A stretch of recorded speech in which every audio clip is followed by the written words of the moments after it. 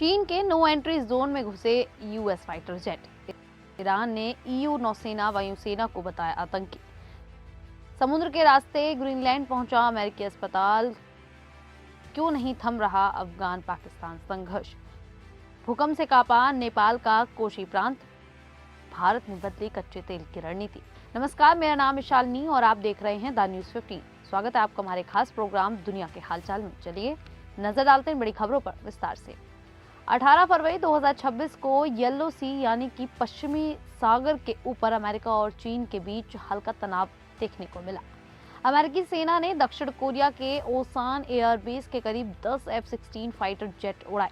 ये जेट अंतर्राष्ट्रीय हवाई क्षेत्र में ट्रेनिंग कर रहे थे। ये इलाका दक्षिण कोरिया के काडिज और चीन के कैडिज के बीच में था, जहां दोनों देशों के एयर डिफेंस जोन अलग अलग हैं। आरएस को नो एंट्री जोन नहीं होता। ये सिर्फ ऐसा क्षेत्र होता है जहां दूसरे देशों के विमानों को अपनी पहचान बतानी होती है। अमेरिकी जेट चीन के ADIZ के बहुत करीब पहुंचे, लेकिन उसमें दाखिल नहीं हुए, यानी कोई नियम नहीं तोड़ा गया। इसके बावजूद चीन ने इसे खतरा माना और अपनी एयरफोर्स के लड़ाकू विमान तुरंत भेज दिए। कुछ समय के लिए दोनों देशों के जेट आमने सामने आ गए, लेकिन कोई गोलीबारी या टक्कर नहीं हुई और थोड़ी देर बाद दोनों अपनी अपनी जगह लौट गए। दक्षिण कोरिया ने इस पर अमेरिका से नाराजगी जताई। ये घटना दिखाती है कि पूर्वी एशिया में तनाव बढ़ रहा है, जहां देश ताकत दिखाने की कोशिश कर रहे हैं, भले ही युद्ध ना हो।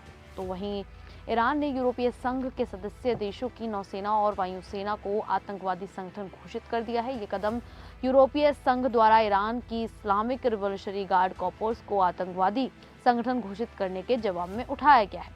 ईरान के विदेश मंत्रालय ने कहा है कि EU का ये फैसला अंतर्राष्ट्रीय कानून और संयुक्त राष्ट्र चार्टर के खिलाफ है। मंत्रालय ने यह भी बताया कि ये कार्रवाई उस कानून के तहत की गई है जिसमें कहा गया है कि जो देश IRGC को आतंकवादी घोषित करने के फैसले का समर्थन करेंगे, उनके खिलाफ जवाबी कदम उठाए जाएंगे। IRGC ईरान की एक शक्तिशाली सैन्य संस्था है जो देश की सुरक्षा, मिसाइल कार्यक्रम और परमाणु गतिविधियों में अहम भूमिका निभाती है। इस बीच अमेरिका, इजरायल और उनके सहयोगी देश ईरान पर परमाणु कार्यक्रम रोकने का दबाव बना रहे हैं। वहीं राष्ट्रपति डोनाल्ड ट्रंप ने ईरान को जल्द समझौता करने की चेतावनी भी दी है। तो वहीं आर्कटिक इलाके में बढ़ती वैश्विक प्रतिस्पर्धा के बीच अमेरिका ने एक बड़ा कदम उठाया है। अमेरिकी राष्ट्रपति डोनाल्ड ट्रंप ने घोषणा की है कि ग्रीनलैंड में लोगों की स्वास्थ्य जरूरतों को पूरा करने के लिए एक बड़ी हॉस्पिटल शिप भेजी जाएगी। उन्होंने अपने social media platform truth social पर बताया कि ये मिशन मानवीय सहायता के तहत है। इस काम में लुइसियाना के गवर्नर जेफ लैंड्री भी सहयोग कर रहे हैं। ट्रंप ने अपनी पोस्ट में अमेरिकी नौसेना के प्रमुख हॉस्पिटल शिप USNS मर्सी की तस्वीर भी साझा की है। गौर करने वाली बात यह है कि दिसंबर में ट्रंप ने जेफ लैंड्री को आर्कटिक क्षेत्र के लिए विशेष दूत नियुक्त किया था। इसीलिए माना जा रहा है कि ये कदम सिर्फ स्वास्थ्य सेवा तक सीमित नहीं है, बल्कि आर्कटिक क्षेत्र में अमेरिका की मौजूदगी मजबूत करने की रणनीति का हिस्सा भी हो सकता है।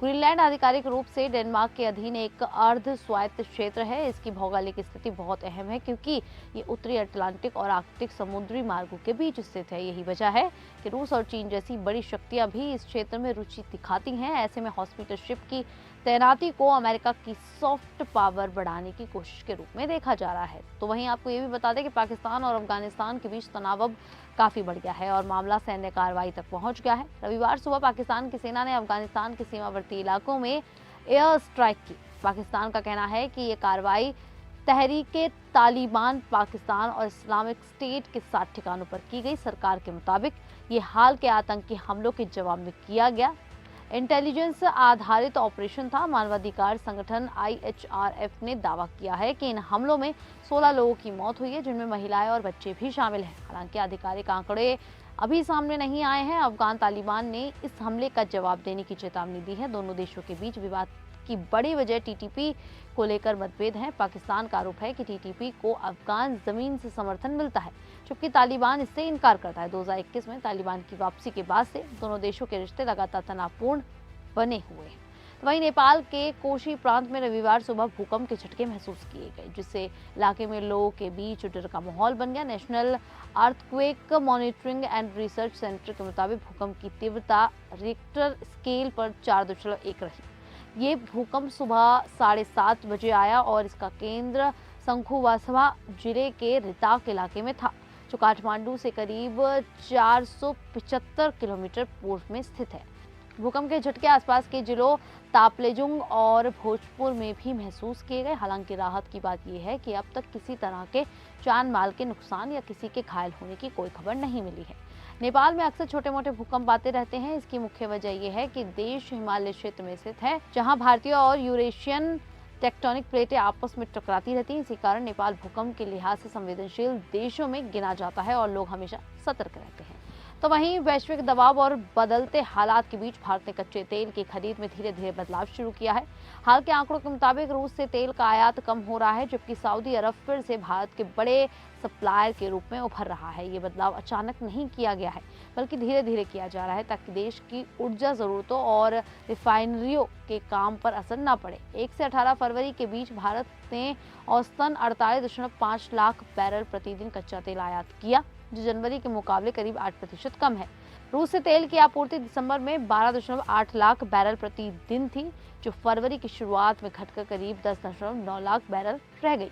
अनुमान है कि मार्च में ये और कम हो सकती है। यूक्रेन युद्ध के बाद भारत ने सस्ते रूसी तेल की खरीद बढ़ाई थी, लेकिन अमेरिका और यूरोप के प्रतिबंधों के कारण अब भुगतान, शिपिंग और बीमा में दिक्कतें आ रही हैं। इसी बीच सऊदी अरब से तेल की आपूर्ति बढ़ रही है। हालांकि रूस से आयात कम होने से तेल की लागत $2 से $3 प्रति बैरल तक बढ़ सकती है। विशेषज्ञों का कहना है कि भारत पूरी तरह रूस से दूरी नहीं बना रहा, बल्कि कीमत और वैश्विक हालात को देखते हुए संतुलन बनाकर चल रहा है। खैर, भारत की इस नीति को लेकर आप लोगों की क्या राय है, आप हमें कमेंट करके जरूर बताएं।